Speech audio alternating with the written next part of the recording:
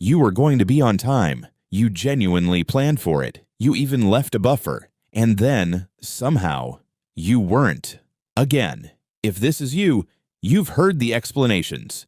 You're rude. You don't respect other people's time. You think you're more important. But none of those feel true from the inside, because from the inside, you're not trying to be late. You just can't seem to stop.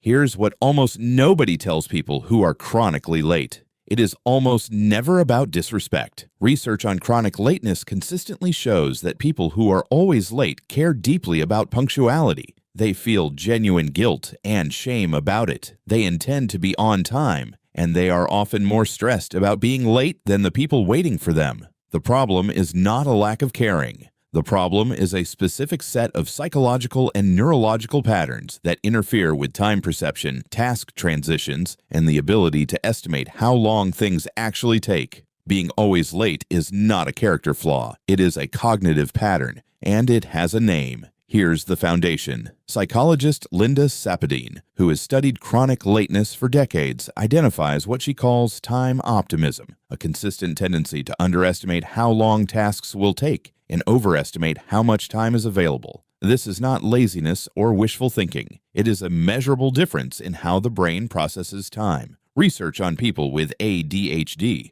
who are chronically late at significantly higher rates than the general population, shows that their brains struggle with what neurologists call time blindness, the inability to accurately feel the passage of time in real time. For people with time blindness, 20 minutes and 2 hours can feel almost identical until external evidence forces the correction. But here's the crucial point. You don't need an ADHD diagnosis to have elements of time blindness. Many people without any diagnosis experience a version of this, particularly when engaged in something absorbing, creative, or emotionally meaningful. The brain enters a state of flow, time disappears, and the appointment, which felt far away, is suddenly right now. Here's the unexpected layer. One of the most consistent findings in research on chronic lateness is that chronically late people struggle with task transitions, the moment of stopping one thing to begin another. It is not that they don't want to leave. It is that the brain resists the transition itself. Psychologists studying executive function find that the ability to disengage from a current activity, tolerate the incompleteness that stopping creates, and shift attention to a new context is a genuine cognitive skill that varies significantly between individuals. For people whose brains have low transition flexibility,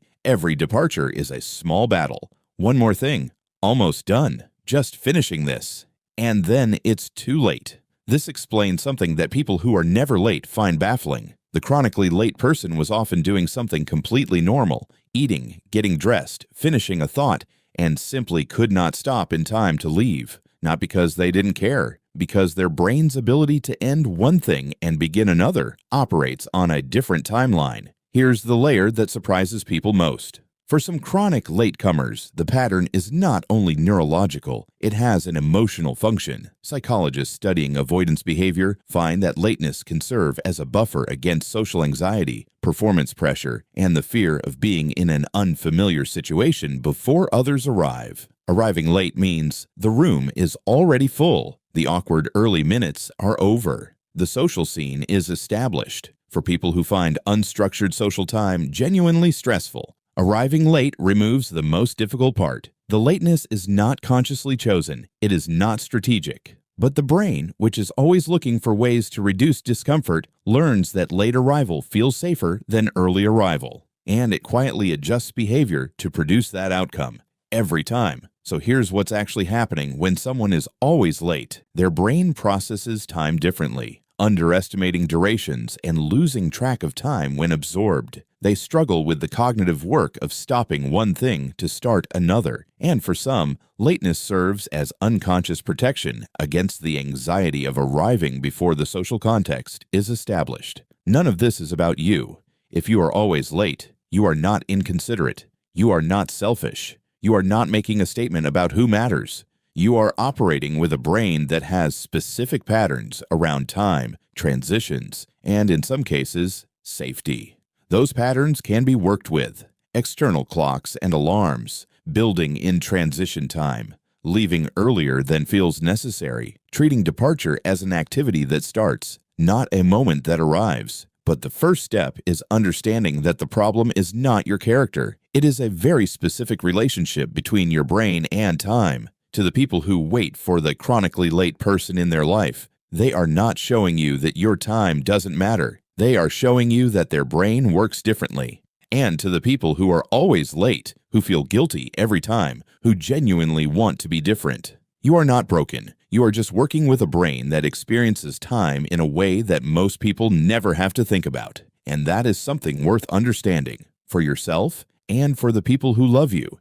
If this video describes someone you know or yourself, share it with them. And subscribe, because every week we go deeper into the behaviors, the patterns, the things about being human that nobody explains.